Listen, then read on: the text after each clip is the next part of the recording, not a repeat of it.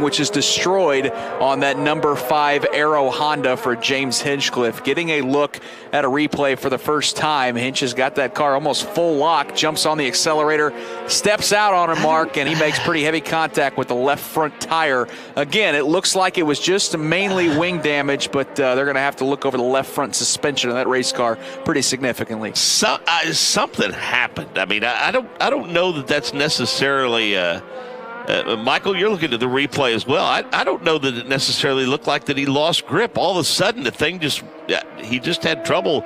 The wheel just like spun on him. Yeah, it was kind of odd. The end is the hardest. Here comes Attila Tassi down the inside of Sergei Afanasiev, but Afanasiev covers it, and he's now going to run super wide. Surely Attila Tassi will have that, but no.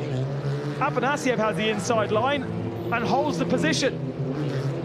Not only that, but now brings James Nash into the party. Come on, Tassi. Yeah, there needs a bit of TCR, argy-bargy.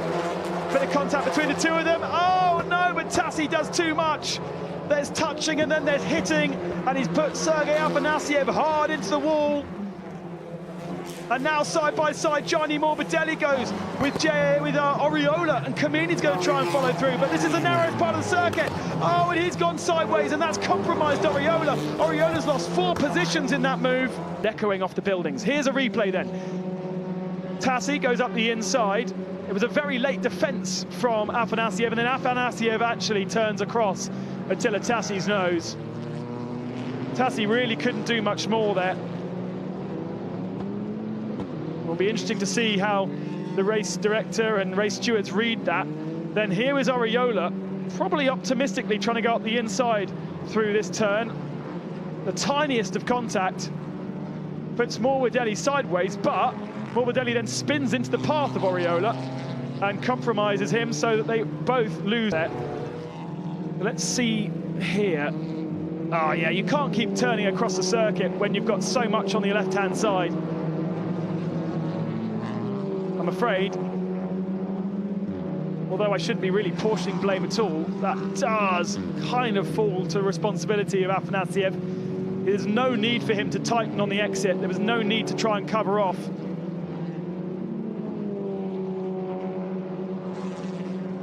And there was another view of Morbidelli. Tiniest of taps from Oriola.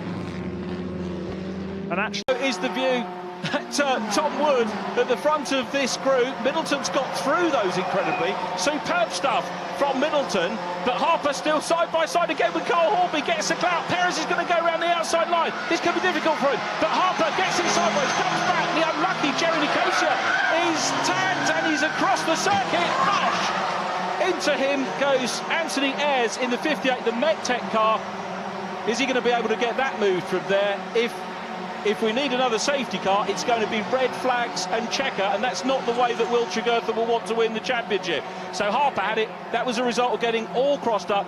Back to the race lead. Harry King is in third, in yellow, chasing. Will, great work from the marshals. I think we might well get the race running to the end. Ed and checker, and that means, because of safety issues with that stricken car, that Anthony Ayres' car there, the MedTech prepared car, is in a prone position. With any racing, let alone junior racing, of course, safety is paramount, so it's red flags, and I'm guessing with Netta junior champion. Now, does he know? Has he seen the checker? Are we going to see some emotion from the 71 car? Yes, we do! Tregurtha knows that he's the champion now. Congratulations to him on taking the championship around early. I know the abacuses have been out trying to work out the drop score scenarios. Freio em cima dos 50, passei reto na curva 1 e bati com a ponta direita. Entortou o chassi todo.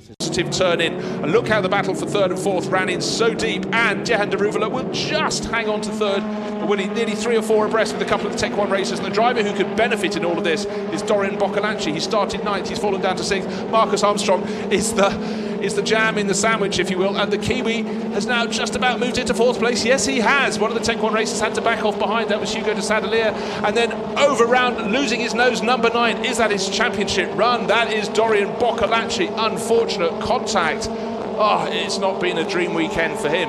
Great news for Max Deforney, great news for Jehan Daruvula, but unfortunately contact coming out of turn 4. Marcus Armstrong had just moved up into 4th place, and then being tucked away and we can go safely again. Here's a replay. Down the inside of that orange and black car sandwich is the white car of Marcus Armstrong, right under the rear wing of Jehan de Ruvela.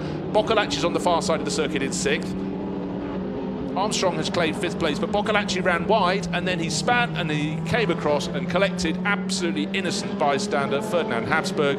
Sends the young Austrian spinning off his own car with the front plane. You can see how much debris was scattered as basically the front wing folded under the car and then was flipped out of the back. That's a lot of sharp material that is being cleared up. Ferdinand right there.